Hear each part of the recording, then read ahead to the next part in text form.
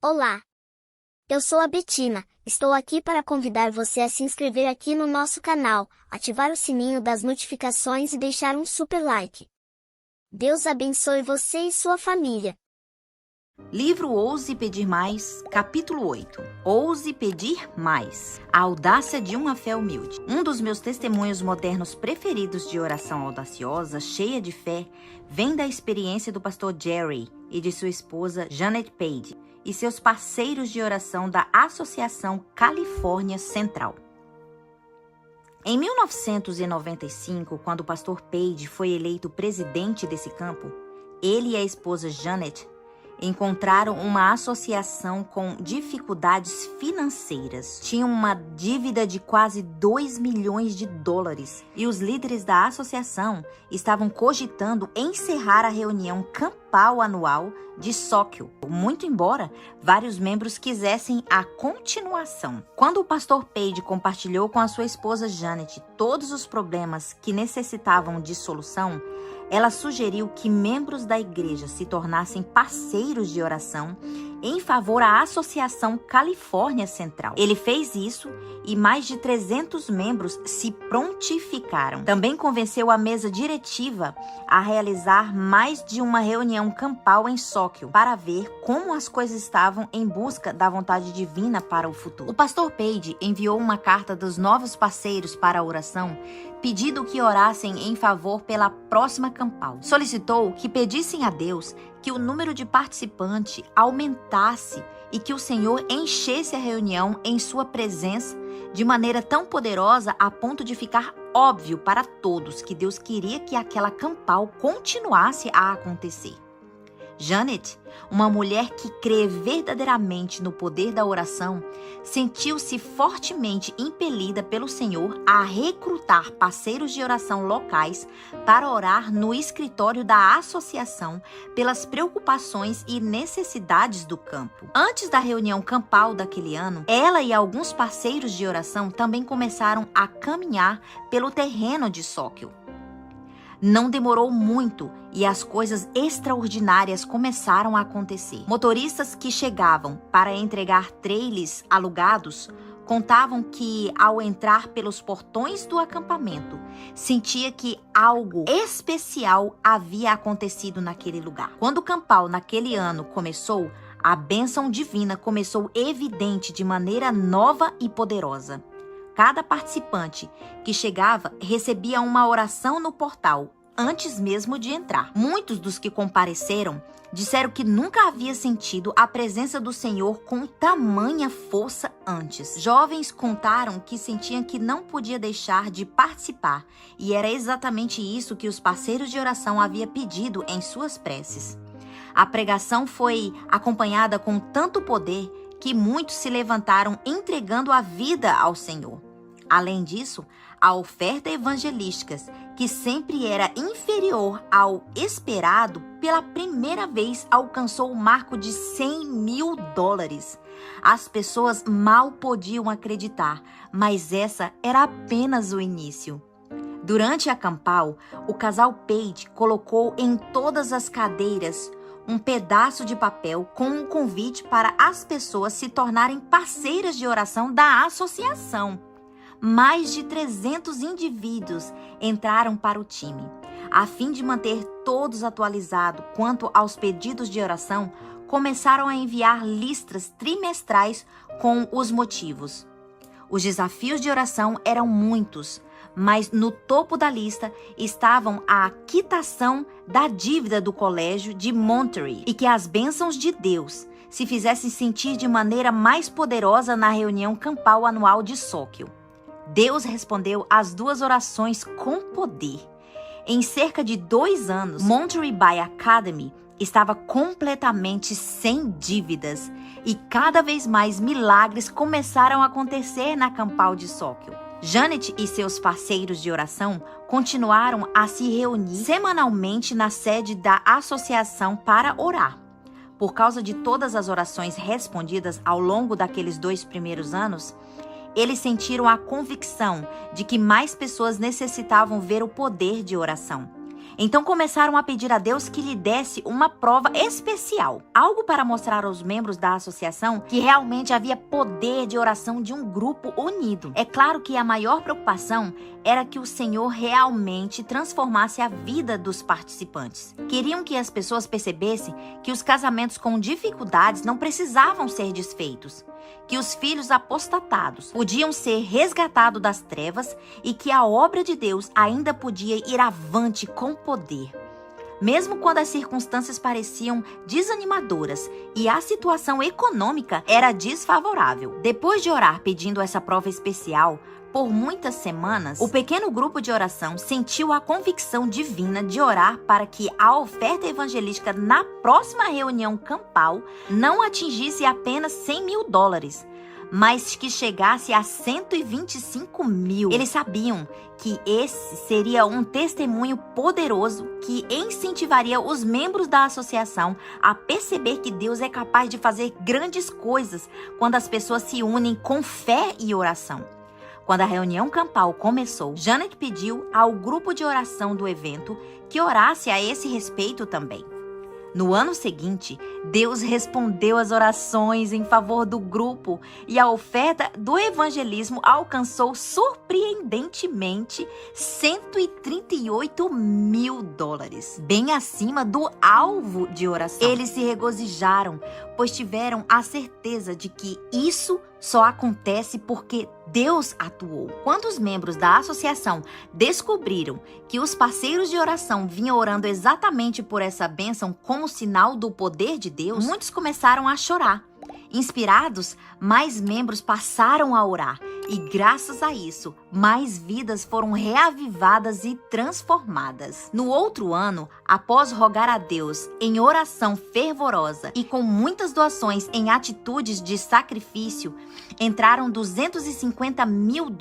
Embora a comissão de evangelismo tenha demonstrado relutância em estabelecer alvos financeiros maiores, os parceiros de oração continuaram a orar com ousadia, não só pedindo a Deus que aumentasse a oferta, mas também que lhe orientasse quanto ao valor pelo qual deveriam pedir. Quando o Senhor os impressionou com um valor específico em dólares, eles começaram a orar de maneira audaciosa por esse montante, sabendo que muitas vidas seriam transformadas em consequências do que estavam acontecendo todos os anos na Campal de Sóquio. No quarto ano, a oferta de evangelismo subiu para $500 mil. Novamente, isto inspirou mais doações e mais oração.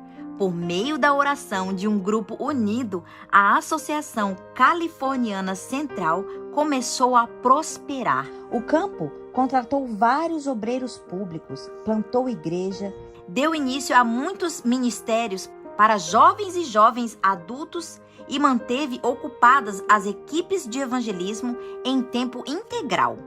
Deus realizou milagres na vida pessoal dos membros da associação, restaurando o casamento, trazendo filhos perdidos de volta para a igreja e vencendo batalhas espirituais. Muitos, inclusive o pastor e a senhora Page, após passarem um tempo em oração, sentiram-se impressionados pelo Senhor a prometer pela fé um valor além de seus recursos financeiros a fim de apoiar a oferta evangelística anual.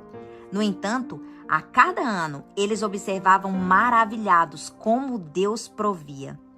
Um a um, os membros da associação testemunharam como o Senhor tinha conseguido o dinheiro que havia prometido para a sua obra em atitude de sacrifício. Era como se Deus estivesse lembrando da promessa: dai e dá-se-vos-á. Boa medida, recalcada, sacudida, transbordante, generosamente vos darão, porque com a medida que tiverdes medidos, vos medirão também. Lucas 6:38. Após 8 anos dessa jornada empolgante de oração, vendo Deus abençoar a associação de maneiras inimagináveis, as ofertas de evangelismo chegou a $1 milhão.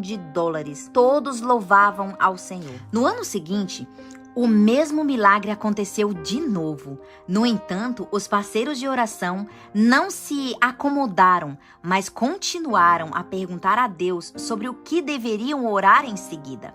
No 10º ano, alguns dos parceiros de oração sentiram a convicção de pedir a Deus que dobrasse a oferta e que totalizasse 2 milhões de dólares. Houve líderes da associação que acharam impossível, mas os parceiros de oração clamaram mesmo assim. No sábado à noite, no último fim de semana na campal daquele ano, quando o pastor Page estava se preparando para ir à frente falar, um homem a abordou e perguntou como estavam as ofertas. O pastor Page respondeu que ia muito bem e que provavelmente chegasse a 1 milhão de dólares novamente, muito embora alguns parceiros de oração confidenciou a ele parecesse ser um pouco loucos, sentindo-se impressionados a orar por 2 milhões de dólares. O homem arregalou os olhos. Sério? Perguntou surpreso. Você está brincando? E a equipe de oração está clamando por 2 milhões de dólares? Sim, respondeu o pastor Page. Então o homem começou a contar que naquela tarde, ele e o irmão haviam decidido a perguntar a Deus o que deveria fazer para ajudar com a oferta de evangelismo naquele ano. A princípio, ambos estavam pensando em doar 100 mil dólares. Mas enquanto conversavam, Deus os impressionou a contribuir com 1 milhão de dólares, além do que os outros doassem. Então, foram os olhos do pastor Page que se arregalaram maravilhados. Mais uma vez, Deus tinha ouvido e respondido às orações. Depois de 15 anos na Associação Californiana Central, o pastor Jerry Page e sua esposa Janet foram chamados para trabalhar na sede mundial da Igreja Adventista do Sétimo Dia, em Maryland.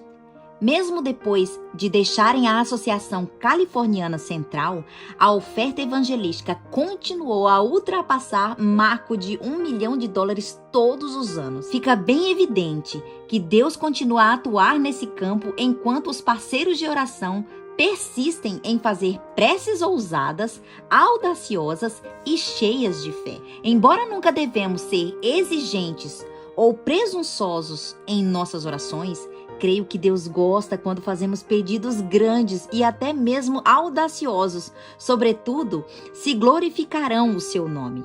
É importante fazer exatamente como os parceiros de oração da Associação Californiana Central. Ir primeiro a Deus e perguntar sobre o que devemos orar.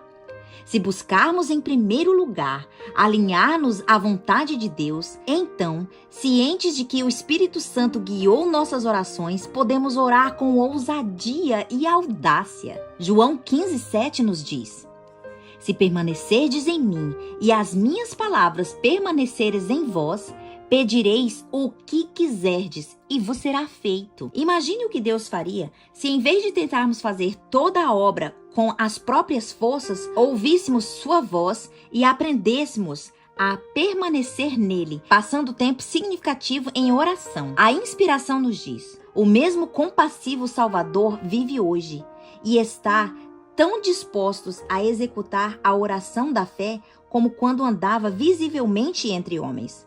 O natural coopera com o sobrenatural. Faz parte do plano de Deus conceder-nos, em resposta à oração de fé, aquilo que ele não outorgaria se não pedíssemos assim. Ao ler o testemunho do casal Page, alguns podem maniar a cabeça em descrença pensando: que ótimo aquilo que Deus fez por essa associação. Eles tinham centenas ou até mesmo de milhares de pessoas envolvidas. Mas e a minha igrejinha? Não temos membros nem para liderar todos os ministérios e mal conseguimos recolher $200 por mês de oferta? Como poderíamos algum dia fazer alguma coisa grande de verdade para Deus? Como ousar pedir mais? Somos tão poucos? Bem, deixa-me contar apenas uma história. Martin King, pastor evangelista que propaga o poder da oração, compartilha as histórias nas próprias palavras. Em dezembro, nossa igreja sentiu a convicção de que todos nós deveríamos nos envolver de maneira mais ativa no compromisso da Grande Comissão e no auxílio das missões. Por isso, começamos a destinar todas as ofertas gerais para missões estrangeiras.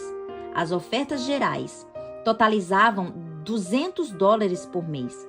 não era muito, mas sabíamos que em outros países esse dinheiro podia fazer muita coisa para alimentar os desnutridos físicos e espiritualmente. Após a segunda coleta, de cerca de $200 de ofertas em janeiro, escutei uma mensagem poderosa de um missionário de Alemar que contou história após história sobre como Deus provia e fazia a obra avançar.